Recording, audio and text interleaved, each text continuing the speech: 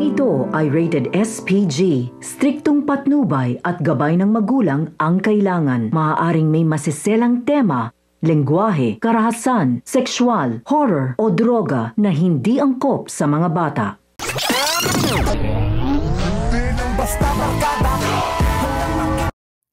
Talaga nga naman nang gagalaiti sa galit itong si Ramon matapos niyang malaman na may sumalakay sa kanilang bagong bodega. Hindi pa nga kilala ni Ramon kung sino ang sumalakay sa kanilang bagong bodega. Pero alam niyang malakas ito at hinala niya na isa sa kanyang mga kaalyado. Habang ang mga Red Phoenix naman ay napabilib sa grupo ni Lucio. Dahil nga kila Lucio ay kaya ng kalabanin ng mga Red Phoenix ang mga Montenegro.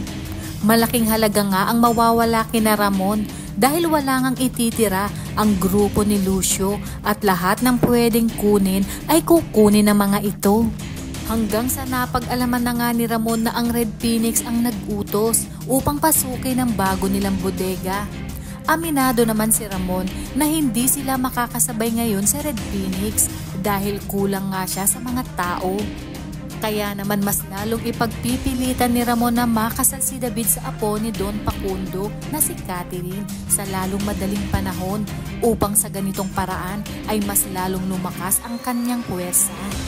Aminado si Ramon na kailangan niya ng lakas ng mga kabalyeros upang lumakas ang kanyang puwersa at matalo ang Red Phoenix at matuloy na maghari sa Quiapo.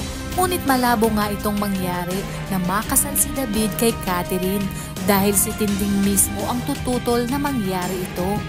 Makikita kasi ni Tinding ang lalaking pakakasalan ni Catherine at makikilala niya itong si David. Kaya ibubuking niya ang tunay na pagkatao ni David sa harap ng mga kabalyeros at Montenegro. At sa oras na mangyari ito ay siguradong hindi na makikipag-alyansa ang mga kabalyeros sa mga Montenegro.